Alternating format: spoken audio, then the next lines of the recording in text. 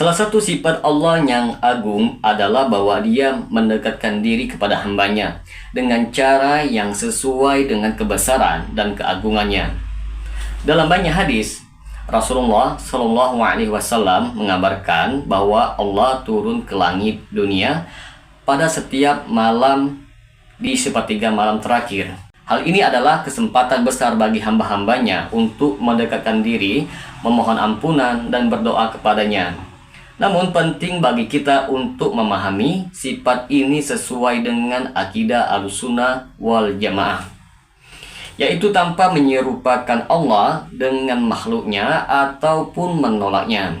Di sini akan kita jelaskan secara lengkap mengenai hal ini bagi teman-teman sekalian yang penasaran dengan kelanjutan dari pembahasan video kali ini. Maka tonton terus video ini hingga selesai agar kita menemukan fakta yang sebenarnya.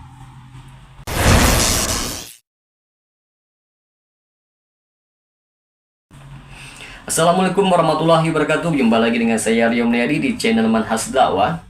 Pada episode kali ini kita akan membahas tentang turunnya Allah ke langit dunia.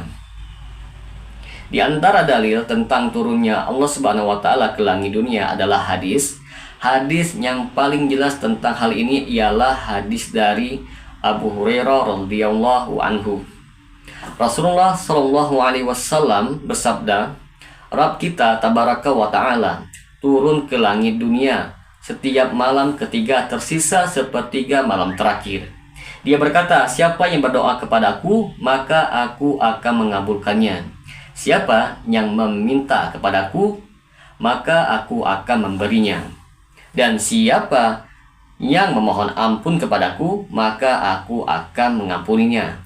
Hadis riwayat Bukhari dan Muslim.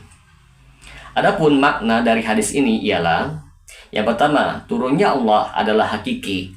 Turunnya Allah adalah benar dan nyata sesuai dengan keagungan dan kebesarannya. Namun Ahlussunnah wal Jamaah tidak menyerupakan turunnya Allah dengan turunnya makhluk. Kita meyakini hal ini tanpa mencoba membayangkan ataupun menanyakan bagaimana, yaitu kaifiahnya turunnya Allah Subhanahu wa taala. Yang kedua, kesempatan untuk mendekat kepada Allah. Hadis ini menunjukkan kasih sayang Allah kepada hamba-hambanya. Ia turun ke langit dunia untuk memberikan kesempatan kepada hambanya untuk berdoa, memohon, dan mendapatkan ampunan pada waktu yang sangat istimewa. Yang ketiga, keutamaan sepertiga malam terakhir. Waktu sepertiga malam terakhir adalah waktu yang penuh keberkahan. Pada waktu ini doa-doa lebih mudah dikabulkan teman-teman. Dan Allah membuka pintu rahmatnya seluas-luasnya bagi siapa saja memohon kepadanya. Terus bagaimana kita memahami turunnya Allah Subhanahu wa taala? Yang pertama, meyakini tanpa menyerupakan. Allah berfirman, tidak ada sesuatu pun yang serupa dengan Dia, dan Dialah yang Maha mendengar lagi Maha melihat. Quran Surat Asy-Syura ayat ke-11. Turunnya Allah tidak boleh disamakan dengan turunnya makhluk. Allah tidak membutuhkan langit, tempat, ataupun waktu karena Dia maha suci dari sifat-sifat makhluk. Yang kedua, tidak menanyakan bagaimana atau kaifiah. Imam Malik pernah ditanya tentang bagaimana istiwanya Allah Subhanahu wa taala di atas aras. Maka beliau pun menjawab, istiwa itu diketahui, kaifiahnya tidak diketahui. Mengimaninya wajib dan menanyakannya adalah bid'ah. Pernyataan ini juga berlaku untuk sifat Allah yang lain, termasuk turunnya Allah ke langit dunia. Kita tidak boleh bertanya bagaimana turunnya Allah, karena hal itu di luar kemampuan akal manusia. Yang ketiga, mengimani dengan dalil. Turunnya Allah adalah sifat yang telah dijelaskan di dalam hadis yang mutawatir, yaitu diriwayatkan oleh banyak para sahabat, sehingga wajib bagi kita untuk mengimaninya tanpa menolaknya ataupun menafsirkannya secara menyimpang. Di antara keutamaan dan hikmah turunnya Allah Subhanahu wa taala ialah teman-teman sekalian. Yang pertama, rahmat Allah yang luas. Turunnya Allah Subhanahu wa taala menunjukkan betapa besar kasih sayang dan perhatian Allah kepada hambanya. Dia mendekatkan diri kepada mereka untuk memberikan peluang mendapatkan ampunan dan rahmat. Kedua, motivasi untuk beribadah di malam hari.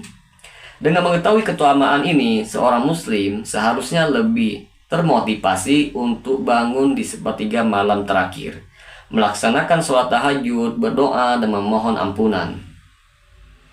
Yang ketiga, menguatkan hubungan dengan Allah Subhanahu wa Ta'ala. Turunnya Allah ke langit dunia adalah momen yang sangat istimewa untuk memperkuat hubungan dengan Allah, menunjukkan rasa cinta, harap, dan takut kepadanya.